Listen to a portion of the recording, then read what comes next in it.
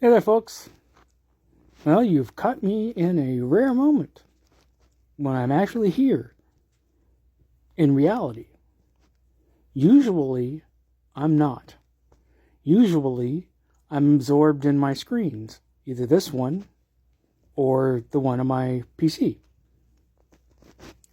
I do not spend any more time than absolutely necessary here in the real world, and that's obviously not good. I'm very psychologically dependent on keeping my brain occupied at all times, too occupied for me to be depressed and anxious, which is what happens when I don't stay absorbed in my computer, either the big one or this little one in my hand. So the amount of time I spend in actual reality is basically limited to things like the bathroom and, making lunch. And I suppose if there was some way to virtualize those, I'd do it. It doesn't bear thinking on. And it's not good for you to just not deal with the real world, because no matter where your mind is, your body and your soul and your heart are here in the real world. You can't just leave those behind. No matter how cerebral you get, you still got to take a shit every day. You know what I mean? Visceral reality continues to exist. And that is, in fact, where you are. So, the fact that I spend all my time absorbed in my activities, my screens, is the reason why I've spent the last 30 years just existing, just hiding from the world in my screens and getting absolutely nowhere in life. The usual litany. I've never had a job. I've never supported myself. I've never had my own place. I've never been in a relationship. Blah, blah, blah. I'm hikikomori to the core. And it all goes back to a period of my life in my early 20s, when I had done 2 years of university at the University of Prince Edward Island, only the second worst university in Canada. Thank God for Memorial in Newfoundland. And then my parents withdrew me from college because they decided them taking early retirement was more important than me and my brother getting to finish our education. Their actual plan, and this is very boomer of them, was, we can take early retirement. Our kids will just get student loans. Yay.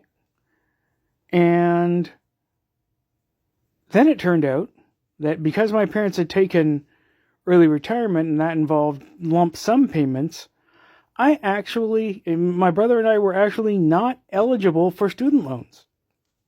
Because the thing is, according to the government, my parents could pay for my education. They just weren't. So I didn't pass the needs test. And it turned out that for complicated administrative reasons, that would wear out after like a year and a half. But by that point, I was so depressed that it didn't matter. There was no way I was gonna launch at that point. So after that, when my parents took me out of university, and that meant I had to go back to my childhood home and my childhood basement and my childhood lifestyle, which was like summer vacation, you know, I fell apart, and I spent 3 or 4 months lying on the couch, feeling absolutely miserable, malnourished and dehydrated and unable to keep food or water down, and physically and mentally an absolute wreck. Then, eventually, I hit the point where I got absolutely sick of that, and I said, well, fuck this, I'm going to claw my way out of it.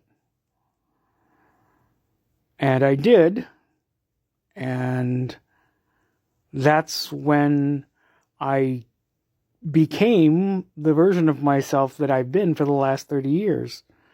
The version of myself that I constructed after the previous version of myself fell to pieces. And that was a version of myself that was meant to cope with what I had at that time. And that was computers and TV and so forth. Screens, basically. So I became a screens person. And to this day, 30 years later, I really don't know how to deal with anything besides my little world. Even things that are still in my screens, like, say, looking for freelance work, that's still, it's outside my narrow little world of video games and hanging out online in furry spaces and so forth and so on. So I don't go there. The closest I get to actually being in the world is hanging out on Blue Sky, which is not that close. So that's why it's so unusual that I'm here with you folks today. But I'm not really here, am I? I'm there. In the screen. On my phone. And now it's going to go out to the world. And that's about as much of the real world as I can take. I guess that's all for me for today, folks. I will talk to you nice people again tomorrow. Bye-bye.